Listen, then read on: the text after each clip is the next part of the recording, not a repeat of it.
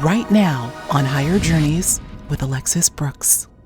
Barry Littleton, it's been way too long, and you've been talking about way too many important things for me to not have you back on the show right about now.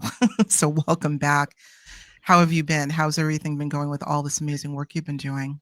It's been well. I've been very, very blessed, and it's a pleasure to be back here. Thank you for having me. The last shows we did were kind of life changing for me in terms that it exposed me a little on some things that people didn't know, and it kept the work going. You know what I mean? And there's something else to say. It's always not about being right or wrong because we all have different experiences. But when it comes to some things of data and fact, a person that is a fool will often change the facts to fit their opinion. A person of knowledge and information changes their opinion to fit the facts. And some of the things that we're going to talk about has, changed my opinion on some things and some of what I thought were some of the constructs that we lived in. So it'll be interesting. Okay. It's always fun to jump down the rabbit hole with Well, you, you my just friend. jumped right in now, didn't you? Well, we're going to put we're going to put this in a bit of context, you guys. Look, what we're going Sorry. to be talking about today has to do with work that Barry has been involved with, aside from his sojourns into non-human intelligence in the contact field. We're going to be talking about Earthbound Spirits. Now, I know we touched not just touched on it. We've done a couple of shows on this before, but Barry, I thought I would get a little bit to add another layer to this conversation, having to do with we want to get into your philosophy around this idea of what earthbound spirits are, how many are there, how do they get to be earthbound. We're talking about people that have passed over that are for some reason still tethered close to the 3D. But the layer that I want to add to all of this, you guys, is this idea that we may, just may, be living in some form of a construct. Some call it a matrix. Some believe it's a computational simulation. Others believe it's a holographic universe, a holographic construct that's made of frequency. Whatever that other, well, not other layer, but whatever this may be, if that's the case, does that layer or does that construct extend into what we call the afterlife? And if so, could that be why you're dealing with so many earthbound spirits? That's a question. I'm going to level set it right now. We're going to go deep down this rabbit hole. So let's just, before we get into this, Barry, before we get into just going into having a discussion around this, um, give people a little bit of a background as to how on earth you got so involved in working with what you call earthbound spirits and people that may have earthbound spirit possession. Well, it started, especially in childhood. I'm a medium. And what we often say, there's a difference, every medium is a psychic, but every psychic is not a medium. They're different gifts. And that means picking up the dead and communicating with them. And, as a childhood, sometimes I would really see them visually too, and not realizing who I was seeing, wasn't always quote unquote living people. Took me a while to figure that out. But then there's the others that you start picking up telepathically, you start feeling them empathically. There are those also that aren't always as visible in the visible spectrum. Then when I was 7, I got attacked by one of them in this house that my uncle was renting. And I know now that I'm older and I know the process now. I know now this was, sometimes we have people that are really barbaric or negative that are in life or hateful. And when they die, they turn into something different and they don't cross over. And, this thing was trying, I think it was maybe trying to join with me, but I know now it's protected, it wasn't able. So it started kind of trying to get me out of the house. Felt like when a football player squeezes you like that, like a bear hug when they come up behind you, makes the lungs inflate. And telepathically, it was insulting me, telling me to get out of the house. So that's when some. But at that point, I was saying, "Oh Lord, please take that away. I don't want to perceive that anymore." And I think that I'm saying this because Alexis, that happens to so much of us that have gifts or are born that way. We get assaulted by these beings when we're young or by ghost earthbound spirits, and they try to scare us into not using our abilities. So that's what that was. But anyway, going forward, I started, I had a lot of encounters that involved quote unquote extraterrestrials, interdimensionals, multidimensional, whatever you want to call these things, inorganic beings. But I started getting interested in the earthbound spirit phenomenon and keep encountering that because that gift didn't go away. Then in 2010, I had a near death experience. And that really kind of put me on point with what I had experienced. It made me adjust of some things that I knew about and that I thought were so in the death process, because I've been long since studying things like the Tibetan Book of the Dead, near death experience, all these type of things. But it's another thing when you actually go through it and experience it. Mm. Some of the things that I thought didn't hold up. And during the course of all this, prior to this, I learned hypnotism because I was trying to get um, my own missing memories for missing time during some of these encounters. I had 4 encounters after the age of 18 that involved almost 20 hours of missing time, 4 separate encounters. And I could remember a lot of stuff consciously. So I thought. And so I went on for a long time. Oh, I'm Mr. Conscious Experiencer. I'm not like Travis Walton or Barney Hill. I can remember my stuff, but the truth is, Alexis, what I could remember was a sliver for the Mm. amount of time that I was missing. And then finally I went in, so I became a hypnotist so I could hypnotize myself.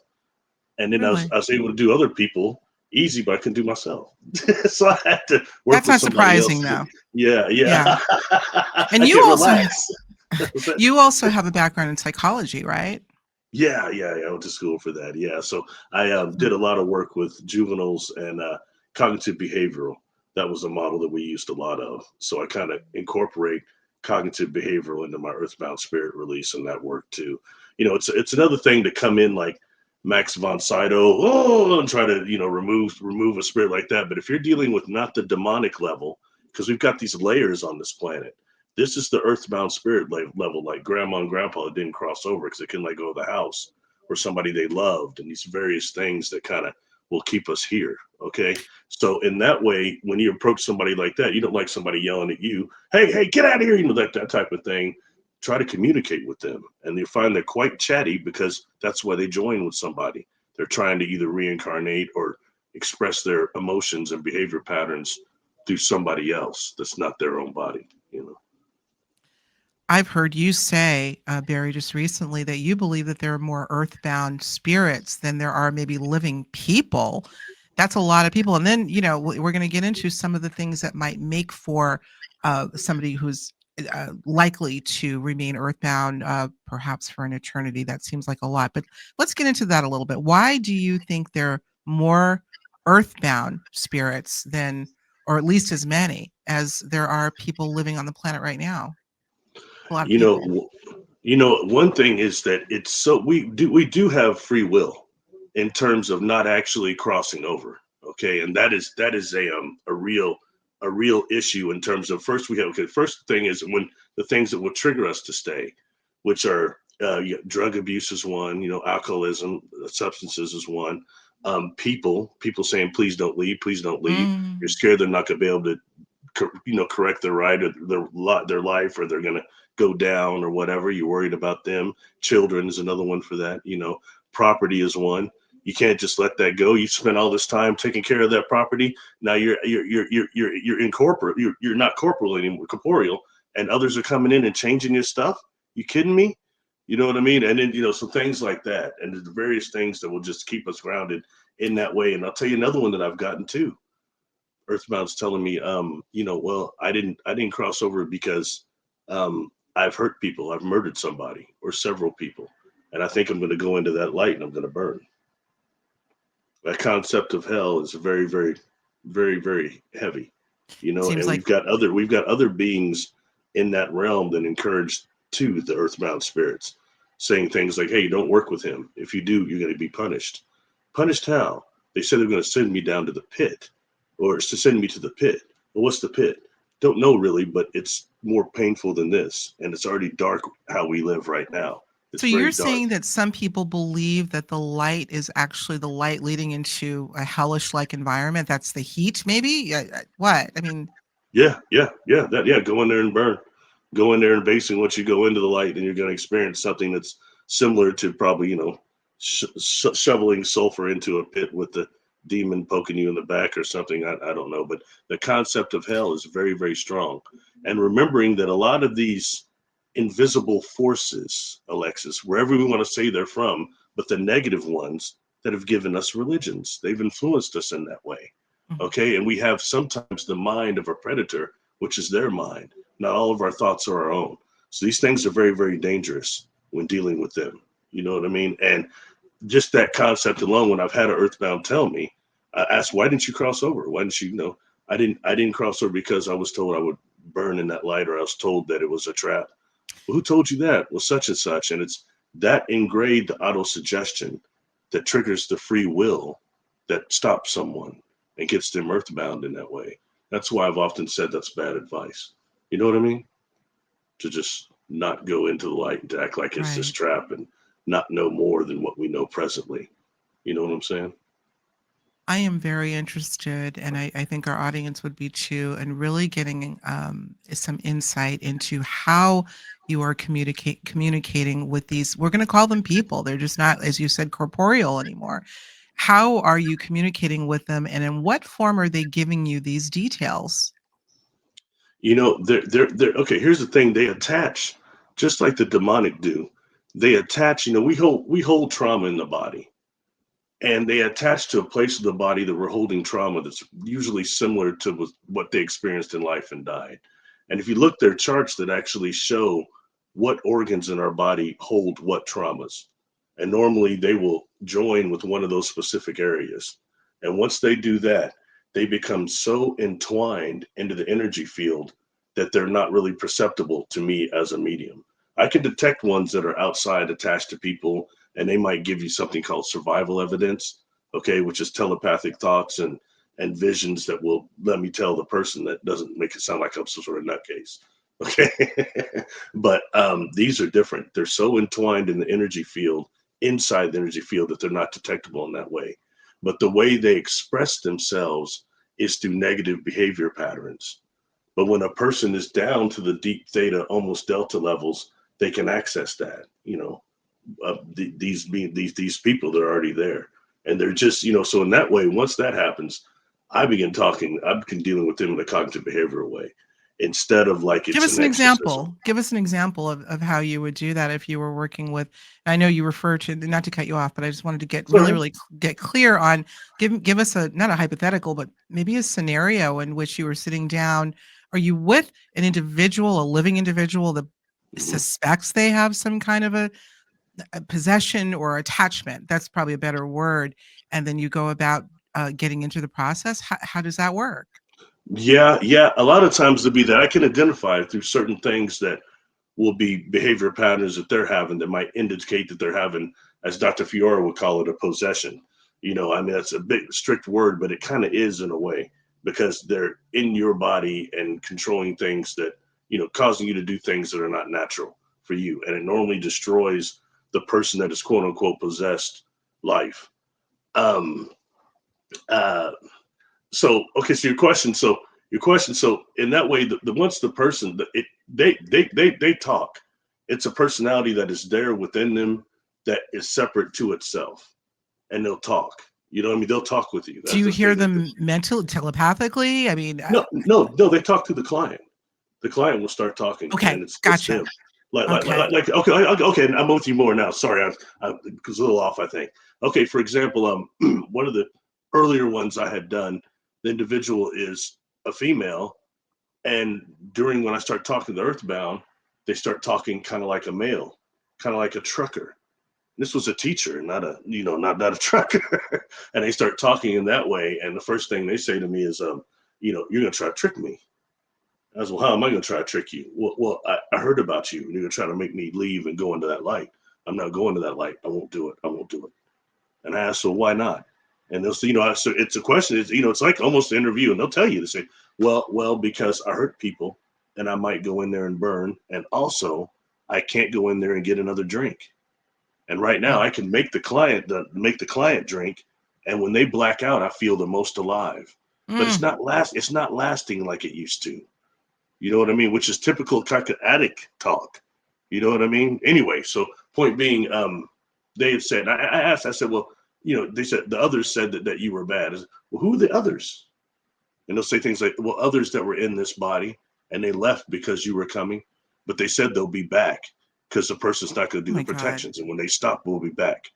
And stuff like that, when you realize that's the demonic faction, or I don't want to use that word, negative inorganic being faction, that is influencing us in the afterlife, and whatever you want to call this, a matrix or whatever, but they have even more access to us there as they're possessing people too on a different level. And when we talk real quick, just incorporate this. When we talk about these trauma that just, we incarnate here, Alexis, trauma walks around like a member of the population. Okay. And we have this negative self that so much of our energy goes into. We're four parts, the body, the mind, body, spirit, and the negative self. So much energy goes into the negative self, those thoughts we hear, that self-confidence problems, self-esteem, self-efficacy problems. And then you get these thoughts, these things that go on like that. And it keeps going, it gets worse and worse and worse. And we endure trauma. And once we have the trauma, it fractures the negative self into what's called negative identities, which are actually react in a way to the self that is negative. And the subconscious comes up and grabs those negative identities and buries them. And they're running in the background like these phones. They say the stuff was that the apps are asleep when they're really not. They're quite active, warming up your phone. But Right. anyway, just point being, that's part of what happens. So we're already got that going on. And you have these others that will actually pour like grease on water on a grease fire, just blows it up, what's already going on within us. But the negative identities and these things are also things that will keep us trapped here. You know what I mean? But You as said to where our spirit is positive and responds in a way that's beneficial to the self, we're right. really energy beings, Right. of No feelings. question about it. Yeah. I'm Sorry, I sorry. went too I far didn't with that. Sorry. I didn't want to lose this train of Went on some weird tangent or No, something. I'm no, sorry. but you're known for that. You're known for that in a good way. Let me before I lose my train of thought. You said something that is going to trigger me to want to take us back to this idea that all of this is happening inside of a matrix-like environment. You said almost something like the subconscious and something that's running in the background, running like a program in the background. A lot of our lives and what trigger us to do what we do are things that are running in the background like a program. Let's now bring in this layer because this is something that, when we spoke offline and, when I called Barry up, you guys, or texted Barry, I said, I want to take it to another level. I want to talk about this idea that these earthbound spirits may too be stuck in a matrix. And he was like, this is kind of new, but this is something I'm willing to go there. So let's go there together. We can kind of fold in some more of the experiences that you've had and inform people more about your ideas of what earthbound spirits are and where we're going with this. But if we indeed live in a construct, and look, jury's still out on this, we don't know. There are a lot of very, very stunning pieces of evidence to show that there is something matrix-like about uh, the 3D that we encompass, including even some of the synchronicities that we experience, deja vu experiences. People have missing time experiences. This idea that we may be actually traversing in and out of a space-time continuum. That in and of itself is enough to jog the mind or scramble the mind, I should say. Where would we take this in terms of an idea that earthbound spirits or maybe the afterlife itself might be also a construct, a web? Anything that you've done in your work that could point you in that direction to look into that? You're great. Yeah, I do have something. And it's odd. It's something I've encountered twice. The last time was just a few weeks ago. All right. When I go through this process, I go through that identifies the earthbound spirit. Okay. And I deal with them. I usually try to help them cross over because they cross over much easier than you would think. You know what I mean? The majority of them, not all of them, but the majority. But then when I come across that negative demonic type fashion, I can know how to identify them. I just get rid of them. Okay. And that's done through imagination, which we'll talk about later, I think. All right. But anyway, that's one way to kind of really identify earthbound spirits. But in this case, I came across an extraterrestrial attached to somebody. And this was not hostile in that way. Okay. This being claimed to be a type of a mantis being. And when I have the client going through their mind, everything they've seen representing that, not one of the beings we've seen represented. This is type of a mantid that said they were here on Earth on a mission on a ship that was to communicate with humanity. and it was a peaceful. And immediately the thing they start saying to me is how peaceful they were, but they were armed to the teeth, technologically, and we're to be messed with. But that they were here helping with like the the consciousness that's evolving here before we become basically a type 1 civilization. And then it says that they were in, basically, it keeps going about the technology, how they were almost, the warriors, but they were peaceful, but they were communicating with people. And it gets weird, Alexis, because at this point, dealing with this, it figures it would happen to me because I've dealt with extraterrestrials or ETs in, real time You would space. recognize, yeah, Yeah, you would yeah, and recognize some of the features. I'm picking up, I'm picking up imagery. You know what I mean? Which Mhm. does it stronger than what normally would come from an Earthbound. And I'm seeing these beings around like in a stasis type of room where they're all like not quite on beds, but they're in like these stasis fields, and they're individually communicating with contactees on Earth. And during this time, the beings start saying that they got ambushed by reptilians. I had to just deal with that, and that there was a type of a frequency weaponry or something they had, a sound weaponry that damaged their ship and crashed it. And it kept saying it, the reason why I didn't cross over is because one, the way that they were should have been invulnerable to that, but they got caught kind of with their pants down. Okay, and two is the way that all it said all their crew members died, like except for one that was still alive, and then humans came around and moved this one and did things that killed it, so it didn't live long after the accident. But so it was upset about humans, name one, and wanted some revenge there, and two was about the whole not being able to about the how the crash actually happened, the regret from that, and the anger concerning that. Hmm. So since this wasn't quote unquote a negative entity, it was not that. How would you go about crossing one of these over? So what I asked was standard question. What is your, in your society, what is your perception of spirituality? I didn't use really religion at first. It's more spirituality. What is your perception? And it starts saying a lot like yours. We believe in the one source, the prime creator. We believe in that definitely, and we're very but we're uniform. Your planet is erratic and hectic and all messed up. We do all things in one way. We all go to the creator in the one way. And I mean, everything it was saying, and Alexis, it made me really kind of start thinking about insect colonies, really how they function, and how would they Mhm. be if they were on a more sentient level, organizational wise. That's the way this thing kept saying, your world is so chaotic in every way. No one is on one anything. We are all uniform. And I use that premise though to help this thing to cross over. And it's just fascinating. So that's where I would say when we use the word construct, it's what is a construct for those of us, how much of us that have as beings, as humanity, how much of when we say we're made in the creator's image, how much of that is the creative principle that passes through us? Okay, that gives us the creative principle, the ability, which is triggered through imagination.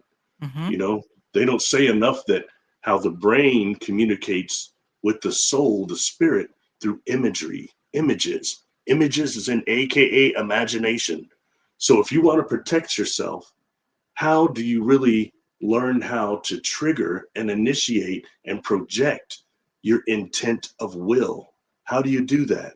It's through the imagination. That's one of the Mhm. ways. The images. It's not emphasized enough unless we're like a great artist or somebody like your wonderful cousin. And something I will tell you. See, since I got you here, I'll just tell you this. Remember when we met in person? I told you beforehand. You're standing with your husband. I said you're going to win this award. And you're like, I don't know about that. There's such and such going on. You seem a little bit nervous, actually. You're And talking what happened? about this was for the audience that doesn't know, I won a really, really great award in Las Vegas a few years ago. But anyway, you had to bring that up. Okay, okay. So What well, did you I'm say now? just You've got to remind me. What did you well, say? I'm just saying. I felt her spirit there with you, and she's not earthbound. Are you talking See about what I mean? Nancy? They can come. Just something when you once you cross over, you have the ability to change. You go through. You start being able to come back and help those that you love. I could feel her. That's the one way I knew you were going to Well, who win, are we and you talking did. about? Are we talking about Nancy? Yes, yes, You yes, okay? yes, My yes. my beloved Sorry, sorry, Nancy sorry. Wilson. I do that Yeah. for a reason. Okay. I Okay. had another situation that was a client, and this kind of goes with what you're saying. I'm trying to stay with you here, hopefully. But this client had 12 earthbounds attached to him. That's Mhm. quite a few. I could normally do about 14 to 16 before I start getting tired. But they had 12 attached, and almost most of them were family members that didn't cross over, and this person was so gifted they joined with them. Okay.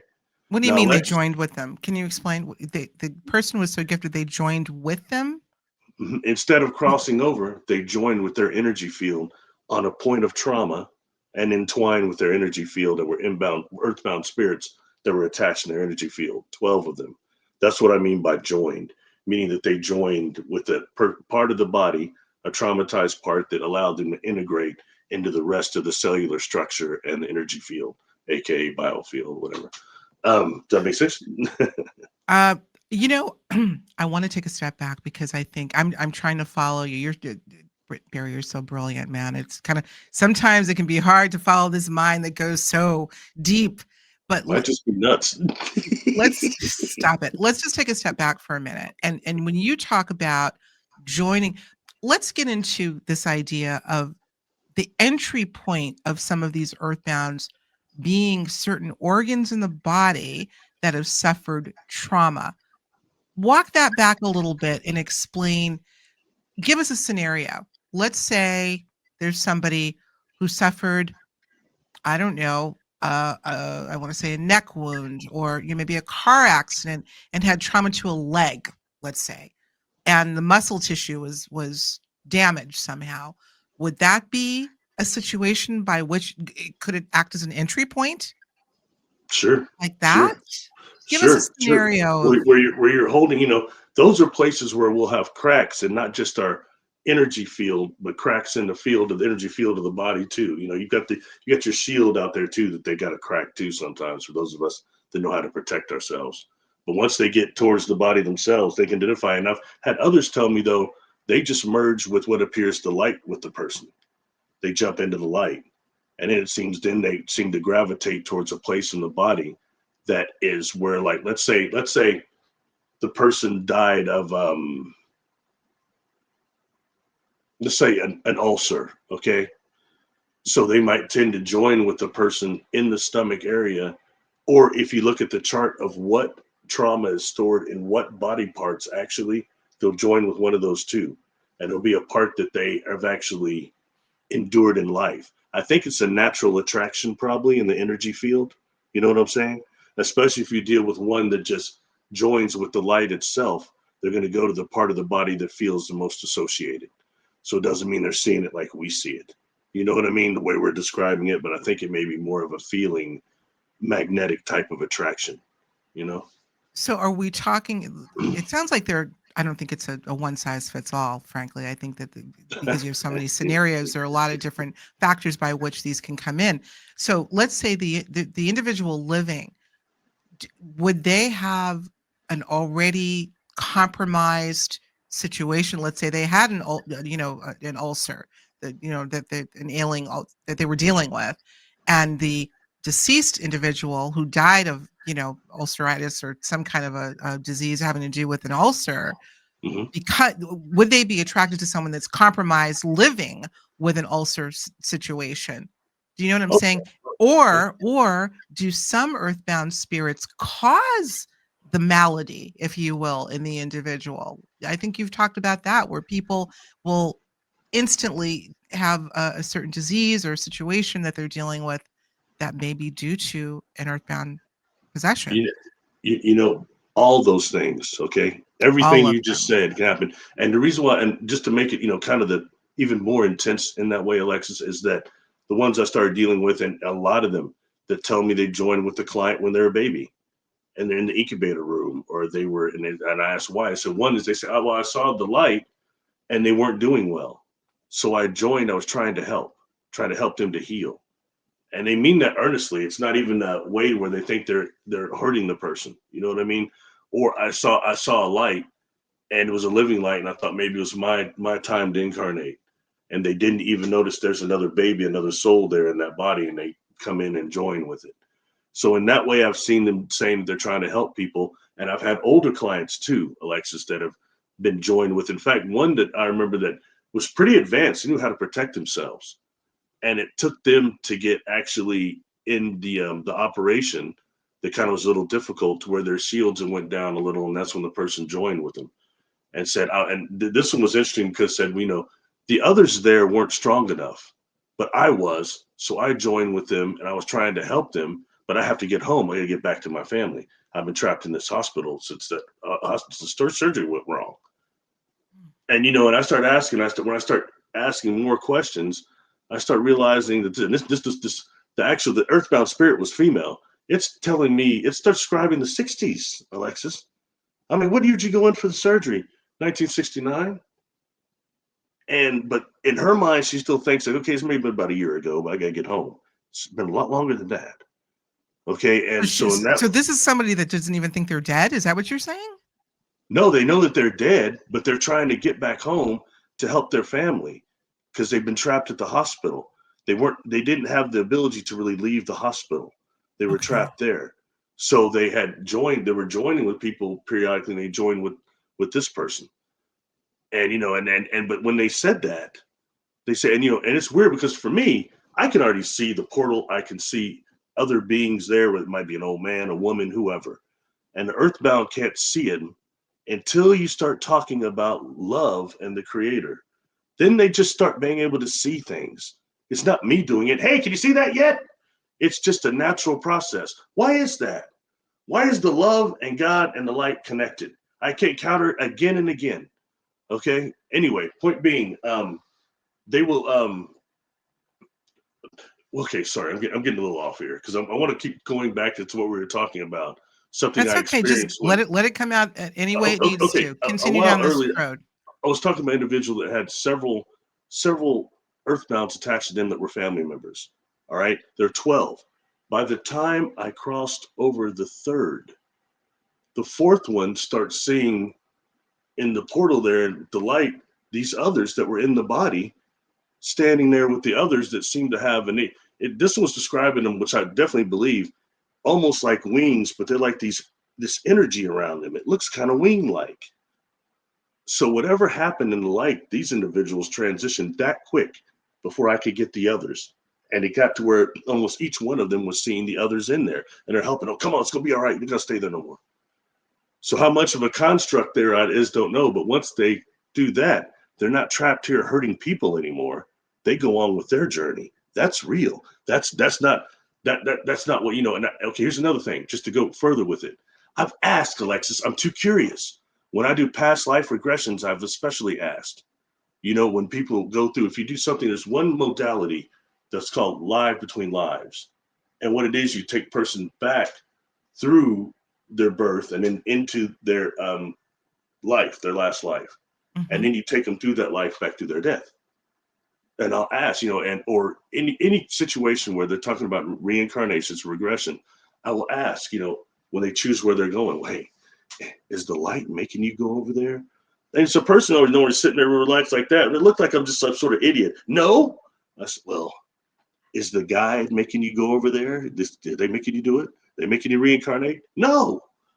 Is the light making you do it? No. All these things. Then who God make you is? do it? No. They always say the same thing. It's my choice. It's my choice. I'm choosing to do this, to go here and go there. And sometimes this will be in a past life regression, like lives between lives. The last life they already had is not always on Earth. I've gotten a lot of different places, different types of societies. That is what it is, and these people choose to incarnate here. Now, I have had a situation where they are traced, but by the time they incarnate here, they've chosen their parents in either another other life. They're that advanced. But by the Hmm. time they get here and incarnate, their parents have already been manipulated by these agencies. Wow, this gets yeah. So yeah, so I mean, so that where it goes really deep into where we talk about these soul traps. How Right, much of right. it is neurogenic weaponry that is being projected at us once we start coming into this biosphere? It's really food for thought. I don't want to make anybody upset because this very subject, my friend Alexis, is like a battlefield. There is a war against the light. Yeah, I know you've seen it. People are choosing, sorry, the light's a trick, this and that, this and that, but they don't understand fully. And a lot of times it's people that are not mediums, they've not had a near-death experience themselves, and they've not worked with an earthbound population, either inside or outside the energy field, like I'm saying. But they're giving people bad advice that's leading to auto-suggestion in the type of a hive mind that's getting people trapped here And these and people are making it worse. listening to that, and so when their time comes to leave, they're following what they kind of tethered themselves to, is what you're saying. Yeah, yeah. And, You talk about I'm sorry. You talk that's it. about life between lives, and you can't help but mention the late now Dr. Michael Newton, who did some extraordinary work. And wonder if I think both of his books. It's been years since I read them, and I'm trying to recall whether he dealt with that aspect of the journey, if you will, of because what he really focused on is, with the assumption that individuals do reincarnate, what is happening in that interim state? Is it the time where they're choosing their parents? Are they choosing the illnesses that they have? Are they, what? I mean, very interesting. And I believe it was through a series of regressions that he got a lot of this information as well. Do you recall whether he went into what there have been other terms when we talk about earthbound spirits, you know, but that phenomenon of individuals that are never. And here's the other thing. Here's the other thing that's always kind of tripped me. When you think of the reincarnational cycle, you assume that in order for a person to reincarnate, they wouldn't be earthbound. They would have to free themselves of the earth in order to recycle themselves to come back to the earth, right? Or, well, that's what I'm assuming, but maybe it doesn't quite work that way. I don't know. Fascinating. Well, I'll tell you what. Okay, we can look at this in two ways. Okay, when it comes to that subject and the subject of reincarnation trap and all those things, which I've not experienced. All right, and all this work, I'm not experienced it yet. But however, we do have we do have the instance to where we quote unquote judge ourselves. You know what I mean? And also when we go through the death process itself, okay, we go through that. I do a comparison to this in two ways. I think you can appreciate this. One is through Carlos Castaneda. Mm-hmm. He was told in those books that Don Juan, quote unquote, had told him the Yahweh told him that the eagle, the universe was shaped like an eagle. Mm-hmm. And when we die, we go through the beak of the eagle, and the beak devours our life memories. Okay, makes us wiping us clean. Basically eats them, Yeah, digests yeah. them. Now, I'll take that and contrast that with our friend's book here, Ray Hernandez, and the Yeah. Mind of God book. Okay, and what they're saying in more a philosophy type of way is with the data is that the mind of God is where we go. That is this recycling factory that we go to when we die. We actually go to repository. We go to that takes our life memories, and then we reincarnate. And it messed with me a little because I'm like trying to think. Okay, when I do like a past life regression of all the different modalities, they usually like there's a time where the guide will just come. If you and I are doing one, I don't gotta say if I'm doing the process right. Hey Alexis, is your guide there? That's auto suggestion too much. They're gonna come naturally, and then they'll take you to this place. It might be a bookstore, an office, a library, a nature spot with a lake. But I call that place the place of translation and reconfiguration, where they go through the current life, and all the choices and intention behind them comes back about a millionfold. But they're processing that, and it like incorporates into the energies, the matrix, or the energy of the soul, and then they incarnate back where they want to go. Okay, so I started wondering though. I'm bringing this up because there's a place of translation to reconfiguration. What takes our life memories too, and that's when we start getting these little things like, what are the little clauses in this death process we just talked about? What are they? What are ways to keep our life memories retained solid for the next incarnation, wherever, even if it's here? And we're seeing that starting to happen more now. You know what Mhm. I mean? But one of it is the recapitulation, the recap, which is reviewing your life, your entire life, bringing all the, like, reassembling every situation you've been in and doing a breathing technique, just like Kriya Pranayama, left to right, and bringing that energy back that we've left with people and left with these situations and incorporating that back into ourselves. But really, that's your whole life. You're supposed to do that. Then when the death process hits us, okay, the eagle, the beak of the eagle, the mind of God, as Ray calls it, it takes the recap and leaves our soul memories intact. Mhm. Okay. And at that point is where the extra clause comes in. We're energy beings. What is the next container you want to use your intent of will to be to contain your consciousness? Do you want it to be astral plasma? Do you want it to be a planet? Do you want it to be a star? Do you want it to be Right. a universe? That's where the creative principle that passes us when they say we're in the creator's image, that's what it's really about there. Hey everyone. Just a quick reminder, if you're enjoying this content and you want more, don't forget to hit that like button, subscribe to the channel, and ring the bell. This tells YouTube you want to see more higher journeys, and that helps spread the word. It's one of the best ways you can support our work. Thanks so much. Now, let's get back to the show. But that's one of these things, just real quick before I shut up, as I talk about this a little bit. There's a lady, Judy K. King, and she wrote a book called The Isis Thesis, if you're familiar with it. I'm familiar with that title, the ISIS thesis. Yes. Yeah, yeah, yeah. And it's really interesting because it deals with what she believes, actually our quote unquote junk uncoded DNA or junk DNA is actual viral and bacterial. And that there's a thing that's called the phage lambda. And the phage lambda actually has a way of changing into the process to where when it joins with a host, was it my, oh God, I can think. But anyway, when it joins with a cell, it can reproduce itself and it becomes that.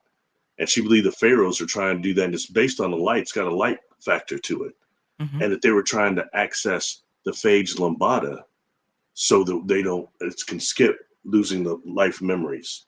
And that goes with the whole thing that is supposed to be turning from the light and then doing when you die and then doing, listening to certain sounds and doing certain Egyptian pharaoh postures to move throughout past the thermosphere and out into the ability to actually change your container. Anyway, these are just little clauses that I think that people don't give us enough when they're telling somebody, "Hey, don't go in the light, don't do that." Well, what are you supposed to do? You These are know, just little techniques that are worth knowing. You know what I mean? I, And learning. Sorry. yeah, that's okay. I remember when there was a period of time where there was a big debate around going to the light. And I'm not going to name any names, get into any names of people that were sort of postulating that the light is a trick, if you will. I'm actually thinking of Jordan Maxwell. I don't think he meant it in this way, but he said, if you see a light at the end of the tunnel, there's a train coming. I think he kind of meant it in a different way, but there were a lot of things. A lot of people were talking about light being deceptive, and I just remember thinking to myself, it doesn't matter what they're saying and whether it's true or not. You're using a very important term, Barry, by saying intent of will and agency over our own reality and our own life. The intent of will and intuition. We will know, and if we use our intent of will to know once we pass where we should be going, whether it's in this direction, if left or right, we need to trust ourselves and trust love, because to me love and light are the same thing. It's a frequency. So I try not to get into the debate about go into the light, not go into the light, but I remember when that was a really hot topic, and I thought to myself, here's the true test of discovering what free will truly is. It's Mhm. discernment, yes, but it's also, if we come from that place, we know what that feels like. If we come from that prime source, we know what that feels like. We know the vibration of that. We know the frequency of that. And if that's where we're intent on going when we leave the physical body, we will naturally magnetize toward it, just like here on planet Earth. I agree 100%. And what you're saying it helps us prepare for the initial shock of death. There's a huge shock there. You want to talk about trauma? It's a huge shock. I'll give you an example. And I think I often use entertainment. Well, this entertainment references, and a good one is that movie Ghost. When Patrick Swayze came out and he got shot by the brother out there, he chased after him. And that's And the right. brother was too fast for him. So then he goes back and he runs back to Demi, and she's trying to resuscitate him. And that's when he starts kind of thinking about the stuff. He starts thinking about the stuff they did that day, kind of panoramic life review, and then the light started coming. And he looked at it and he starts going, no. He watched her while. He goes, what is this? Powerful movie. Yeah. Isn't that interesting? After a second, starts going, no. And he started running more towards her. And it stayed on for a little while, but then it went off. Now, Alexis, I have had many Earthbounds tell me something similar to that. One that really comes to my mind is this. I think she was 19, she said, and she was with her boyfriend and all her friends at a few towns away. They have this bluegrass thing, and a bunch of people go, whatever. But she said she was partying on the beach. They got pretty wasted, I guess, and her and her boyfriend got in an argument. So she got on the float and floated out there on the river or whatever. And she fell asleep, and she wakes up because her friends are on the beach, like helping somebody. It's a crisis. So she jumps in and swims over there. And when she gets there, it's her. They're resuscitating her. Okay. And she was so shocked. Nobody could hear anything. And then she said, then that light came. And it wasn't fair. She said, I was only 19. My life was going really good. So I ran over into the field and crouched down. And after a while, it went out. It went away.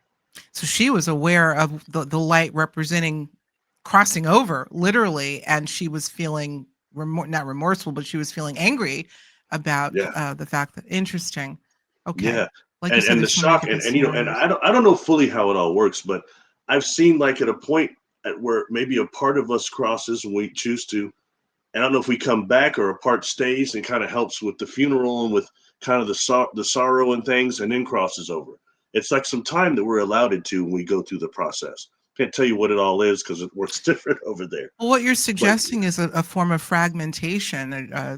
Could we perhaps be bilocating ethereally as well as, beyond the fragmentation of the soul and perhaps the energy blueprint, a part of us that's staying here and to an extent interacting with the 3D, and another part of us in other dimensional realities. Again, this brings us kind of full circle back to this whole idea of, I don't know if matrix is the right word, maybe even a holographic kind of existence where the whole of the soul is contained in every part, but there may be multiple parts kind of moving around the chessboard of dimensions. I don't know.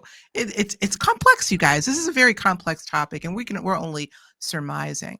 But the fact that you're actually getting information through these human beings, these physical human beings, that they're basically channeling, it sounds like. They're channeling these earthbounds. Is that how it's coming through? You mentioned a very interesting word. You said bilocation. And if you take that concept in two different ways, okay, one is that during the context scenario itself, bilocation is quite common and it's not emphasized enough. Where actually they're taking your energy body, your dream body, that's on board the craft. They're interacting with that where your physical body is still, at home sleeping.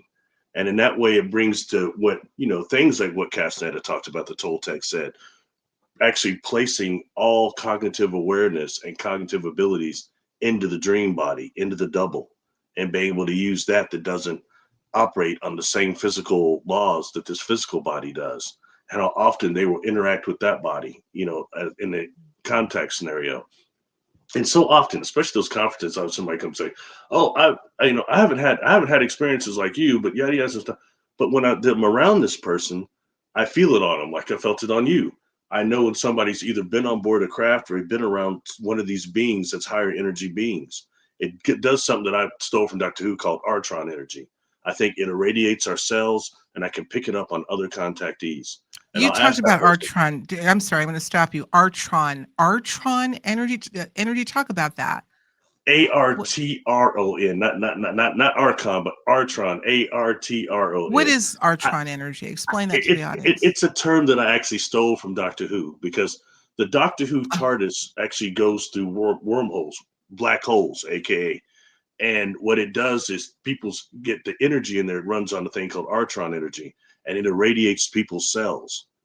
And when they're not in that TARDIS, the government can track it, and they can try to see if the doctor's going to pop back up. But in reality, for those of us that are contactees, it's a type of energy that we get irradiated with when we're around one of those craft or around one of those beings that has this energy, higher energy, and irradiates us. And I can sense it on other people.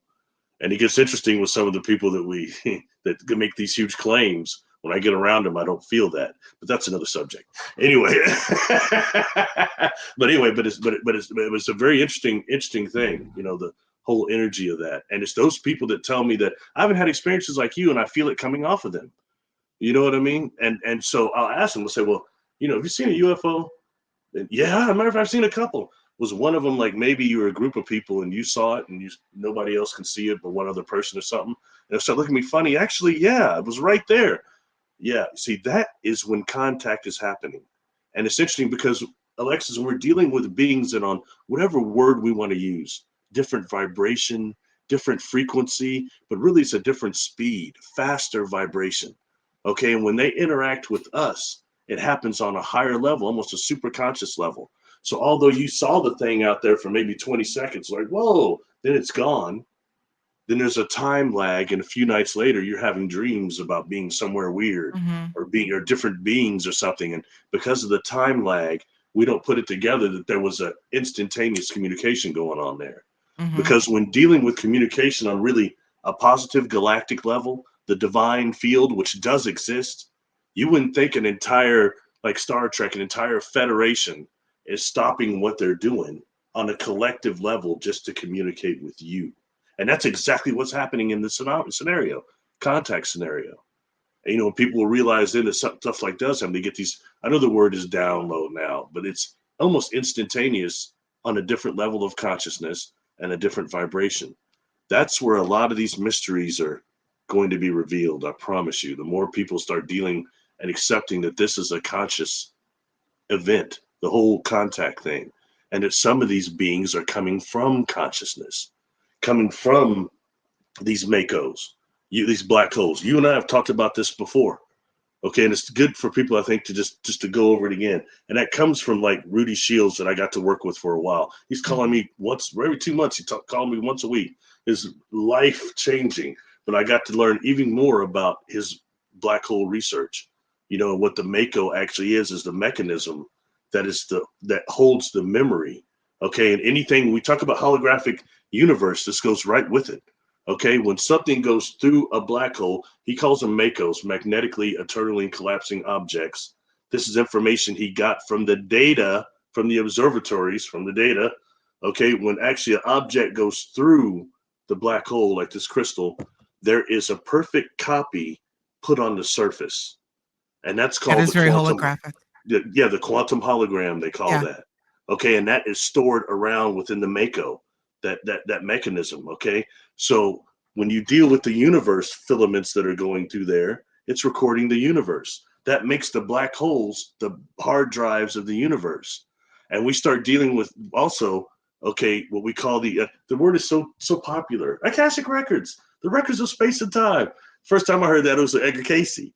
But really, what are they? I just told you. Because what you have is the universe storing around that Mako. It would look similar to the accretion disk, but actually, you know, around the inside of the Mako. And that's so that the inside is going to be current times, the outside is going to be when the Makos themselves in the universe were created, or at least when the Makos were. So when you have civilizations that are type, 4 or 5, like Michikako talks about, that are actually using the fabric of, not just the fabric of space, but the fabric of the black hole itself as their power source. Alexis, they probably no longer exist, but they still exist within the Mako, within the Akashic records. And real quick, and they're constantly replicating, right? Into infinitude, it would seem. Yeah, and real quick, how will we interact with that? You know, we have these Makos operate on something they're calling conscious waves now, and they're spherical, okay, and helical and spherical, and we have these things in our body called microtubules. And for what you and I are talking about, we're going to relegate it to the microtubules of the brain, okay, which produce, and they're actually spherical. And what I'm sorry, yeah, they're spherical now. They're spherical, yeah. And then, but we're talking about the brain microtubules. They produce something called the mirror neuron network. This isn't just me talking crazy. This stuff people could look up. The mirror neuron network. When you see how that functions, as I'm telling these things to you, you can see it and you're living it. That's the mirror neuron network. Also connected to the monkey release thing, grab and Mm-hmm. release. But anyway, that is very similar to what I just told you about the quantum hologram. It's the same thing within our own bodies. So when you see one of those UFOs, especially USOs, I see doing it more. They're like pictures, you see one like that, and all of a sudden there's two of them, then there's one, then that one's gone. When they go through one of these frequency jumps, one of these Makos, you're seeing that quantum hologram, that holographic principle. Mm-hmm. You know, when I was at that Ascetti Ranch, I got invited to speak 3 times out there. In 2016, being not a young man, I got blasted perceptually, but I saw a ship through a mountain range out there, and somebody else was with me. They saw this. That type of delusion is not shared, Mm-hmm. and it That's like really is. yeah, I'm sorry. Go ahead. You continue. It's one thing to talk about. Well, Stephen Talbot was a contactee that worked with Dr. Lear and Dr. John Mack too. That's one thing to know that, but it's another thing to hear the holographic principle, but to see that. You know, when I talked to Rudy about that, I was like, man, I'm trying to understand still some things about it. He was saying Mm-hmm. you saw something called quad pole light, and it's a light that's only perceptible by the pineal gland to a degree and other senses. It was, I mean, it's really threw me for one, to Mm-hmm. where I had my friend Jessica Jones remote view that mountain range to see what I was seeing, what that ship was going down into, what's in there. Mm. You know what I mean, data wise. So it's just, you know, it's like I say, it's Whew, just, it's a lot. yeah. I mean, it's one thing. I've had a lot of stuff happen to me, but I went out Yeah. there, I got blasted. The ship's Yeah. coming a little too close. I remember you Holographic talking mountains, about it. Sasquatch throwing rocks. I mean, We just talked about Sasquatch.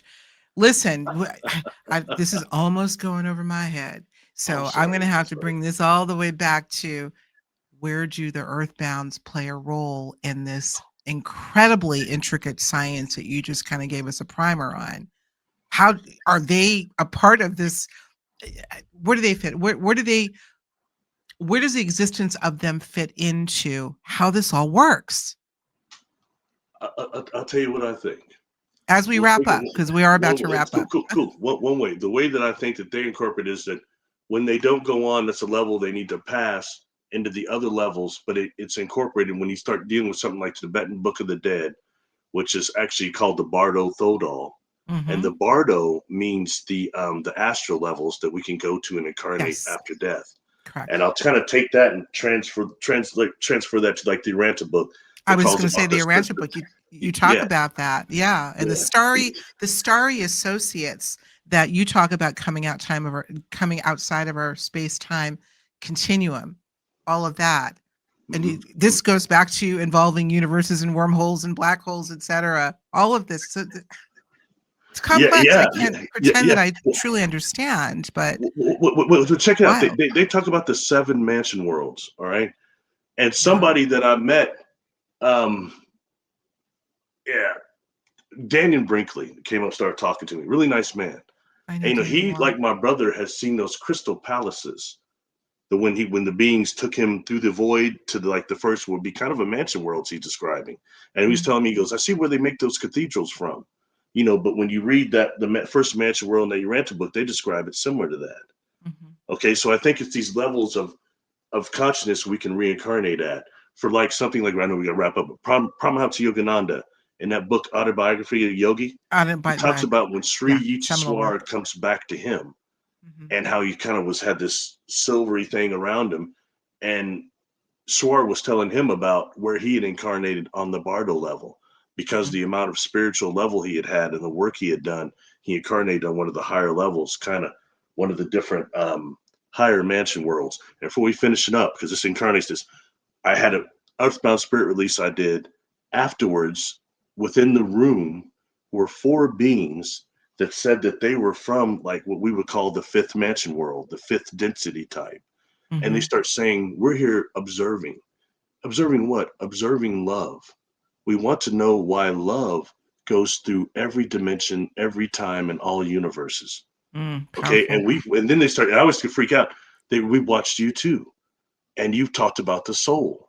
And we want to know what's the difference between what you call the soul and our energy, our dream, our energy spirit body. We think the spirit body and the soul are the same thing.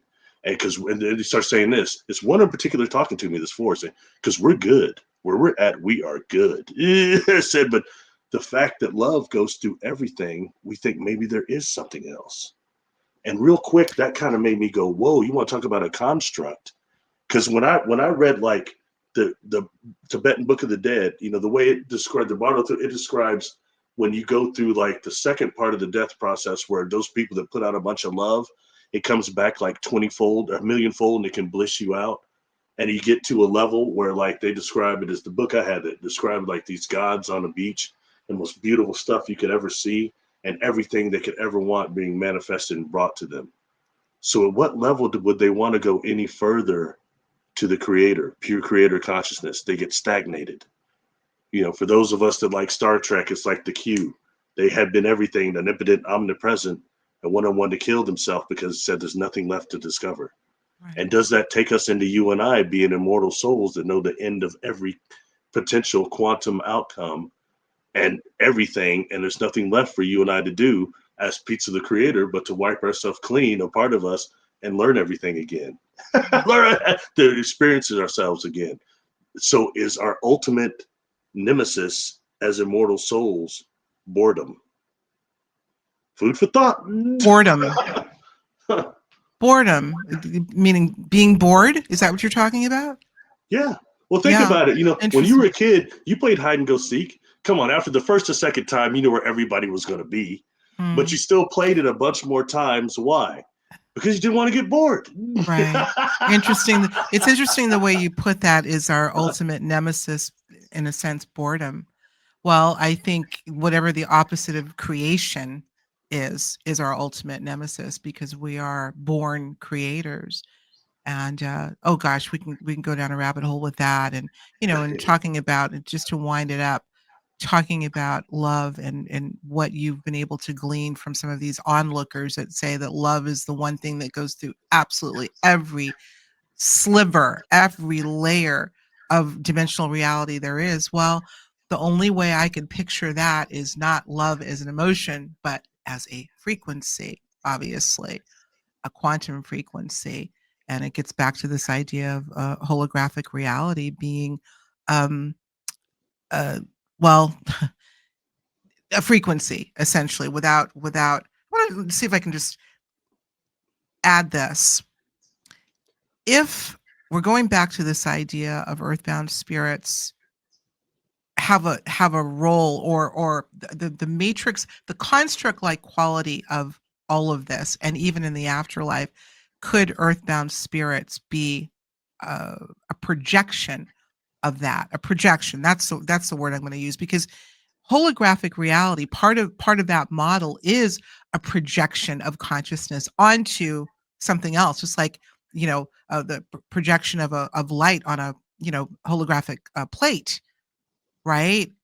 So I don't know. I'm probably opening up a can of worms I don't want to get into now, because we're about to shut this down. But I'm still feeling like we need to zero in on this a little bit more. Have we answered the question? Do we know? Well, I'll tell you what, I can kind of comment without going in deep at all, but saying something that kind of goes with what you're saying. Whether that may be correct, but one thing that seems to be internal is the personality does not die at death. Then that's the Mm, bottom line. The personality and our feelings, and being that really we're energy beings, but we're ones of feelings, they're invisible. We're invisible. That part of us is invisible for the most mm, part, but it's mm, also capable of, it's unlimited as far as growth and potential as an energy being, as is the creator. mm, So I think that's one of the big things, that we're not being kept of what we really are. Real quick, just one last thing. Okay. I had done a regression that the individual, they had been taken from their body, and they at first they started off physical. They were doing genetic things with them, okay, taking sperm and things, but then it become energetic, and they started actually bilocating them, and they were trying to see how far they could bilocate their energy, their dream body, from their physical body before self-preservation snapped it back. And that was giving the individual nightmares years later, to where their wife's having to wake them up, and they're just horrible nightmares. But that was the source of it. And when it comes out, it's these different factions, the different beings do it, several ones. We'll go into that.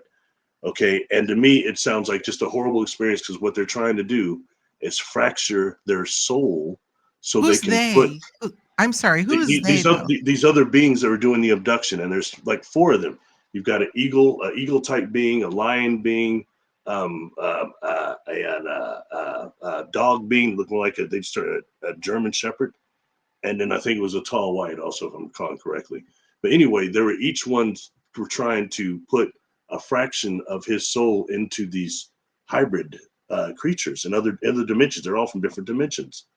And to me, that sounds is horrible. All that when it gets done, before I merge them, I say, so would you consider this a negative experience? And they're laying there, Alexis, oh no, no.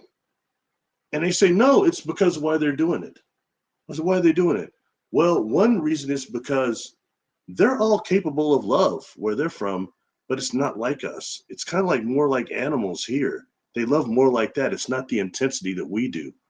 So they were trying to get to our level. And then the other thing is, they all want to know, why is it when we die, we go directly back to God and they don't? I'll leave that with you. We live And we're in a lot more than what we are, and we're discredited. And I think we're kept from knowing how great we really are in terms of there's no what we question are as about that. beings. There's no question about that. Look, here's the ultimate paradox. We live in a universe and in a reality and in layers of reality that are both complex and simple. Both. We talked a little complex today, but there's simplicity. There's also simplicity and unity, and I don't know what other adjective I'd use, in one simple thing, and that is love. Love as an emotion, but also as the ultimate frequency.